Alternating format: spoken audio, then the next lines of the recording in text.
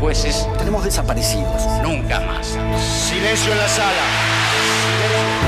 Mi papá, por una rendija, una claraboya, una ventana muy chiquita, veía.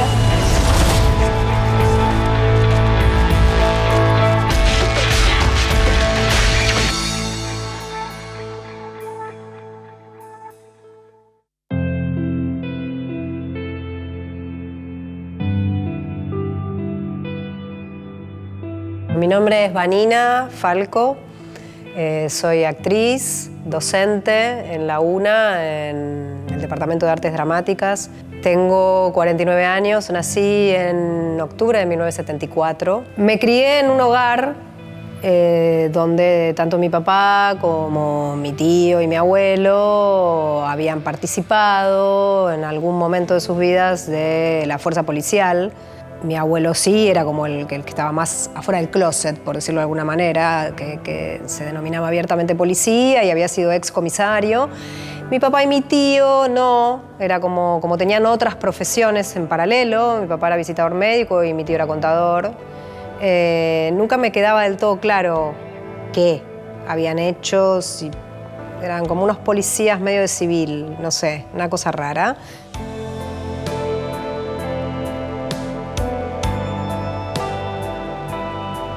Pero desde muy chica yo percibía cosas, sobre todo en mi casa. Una vez me pasó a encontrar una tarjeta en la mesita de luz de mi papá con el nombre de otra persona. Las charlas en mi casa constantemente, digamos, en relación a los montoneros asesinos. O sea que, digamos, en toda mi crianza, la otra cantata, digamos, siempre estuvo presente, pero hubo un hito cuando yo era muy chica, que es el caso de los mellizos Reggiardo Tolosa, que yo me crié con esos chicos como primos y su apropiador, Miara, era el tío Lito para mí y para mi hermano. Y claro, y de repente los dejamos de ver y nos dijeron que se habían ido a vivir a otro país por un trabajo del tío Lito, y me acuerdo, como si fuera hoy, de estar tomando la leche con mi hermano, tomando la merienda y que aparezcan los mellizos en la tele con un pedido de búsqueda, que inmediatamente mis padres apagaron la tele y nosotros empezamos a preguntar.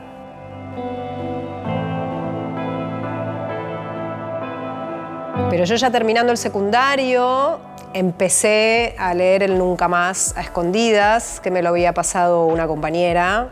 Y yo ya me llevaba muy mal con mi papá, tenía muy mala relación, la relación iba creciendo cada vez más en violencia. Entonces yo ya sabía, trabajaba desde los 16 años para poder tener cierta autonomía económica. Ya sabía que me iba a ir de mi casa en cuanto pudiera. Y empecé a cursar la facultad en ese momento y quería ser abogada.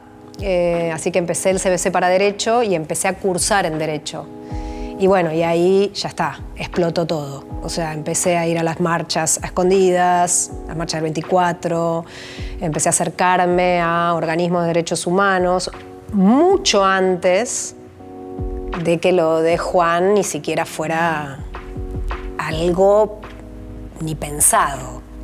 Yo le llevo casi 4 años a él, que es una diferencia en cierta edad bastante importante, siempre fuimos muy unidos, pero bueno, en esa época que yo estaba terminando mi secundario y todo, él era más chiquito, qué sé yo. Y entonces empecé a tener ciertas fuertes sospechas del pasado de mi papá. Ya en esa época.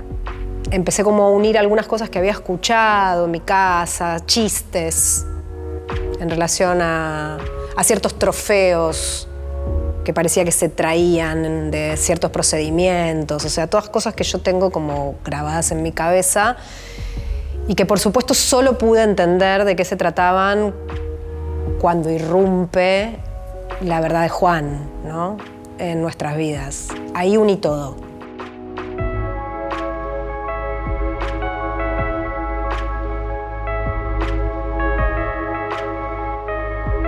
Bueno, Juan es mi hermano de crianza, mi hermano del alma, mi hermano del corazón. Fue un bebé apropiado por mis padres, digamos, por mi papá. Gracias a todos estos años de lucha y a todo el trabajo que vienen haciendo los organismos, las abuelas, las madres, los hijos, Juan, que antes con su nombre apropiado, se llamaba Mariano, empezó a tener dudas en un momento, me vino a transmitir esas dudas y cuando él me contó, me dijo, estoy seguro que soy hijo de desaparecidos. Como si fueran fotogramas, ya que estamos en una universidad de artes, me pasó la vida de los dos como en microsegundos por la cabeza en imágenes. Y le dije, tenés razón, tenemos que ir a Huellas.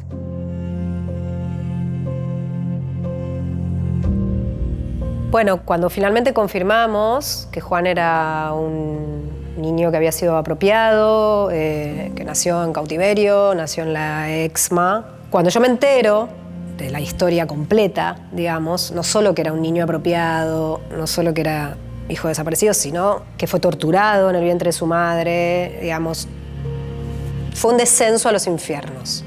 Que mi hermanito había nacido en ese lugar.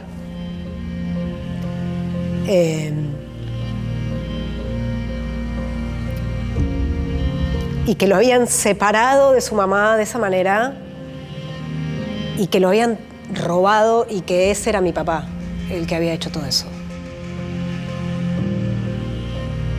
Cuando se desata todo esto, estaba terminando la EMAD. Creo que eso me salvó. Me salvó. Tuve ahí en mis compañeros, en mis profesores, un apoyo incondicional. Todo fue gracias a estar en ese momento en una escuela de formación artística pública. En paralelo empieza la causa contra mi padre, en la que mi hermano se pone como querellante. Y desde ese primer momento empezamos a pensar con los abogados de Abuelas, que eran quienes llevaban adelante el juicio, empezamos a pensar qué estrategias, ¿no? Como para que yo pudiera declarar. Y la justicia no me dejaba. La justicia no me dejaba declarar.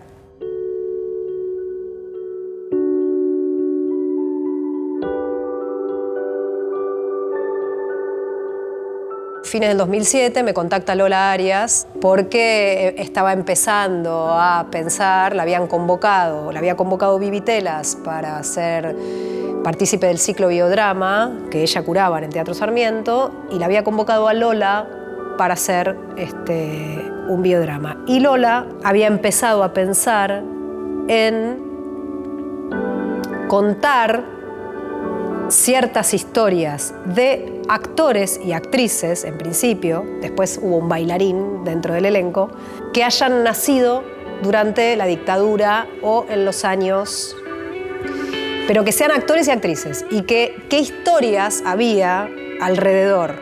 Bueno, hizo un montón de entrevistas en su momento, entre ellas me contactó a mí y a través de una amiga en común, y finalmente fui de las que quedamos, ¿no? De los 6 que quedamos en Mi Vida Después y que nos transformamos inmediatamente en familia. 1972. 1974. 1975. 1976. 1981. 1983.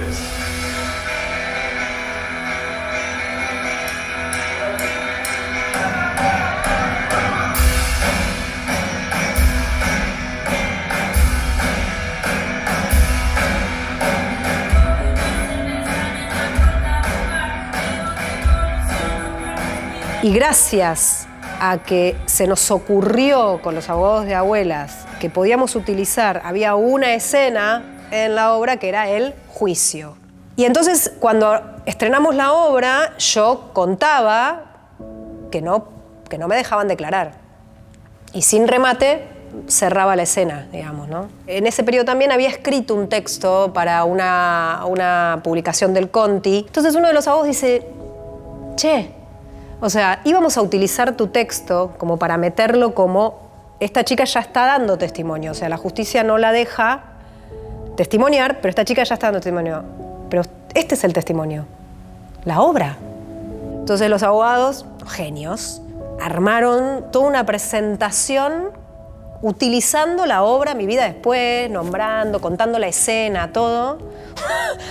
para que yo pudiera declarar. Y finalmente lo logramos.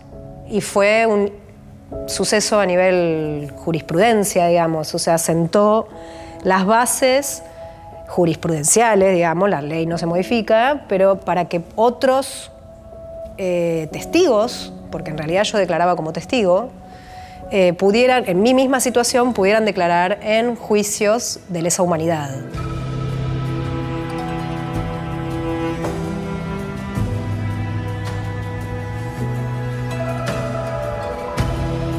El haber podido empezar a trabajar también con lo que más amo hacer en una institución pública, en un instituto en ese momento universitario, público, gratuito de artes.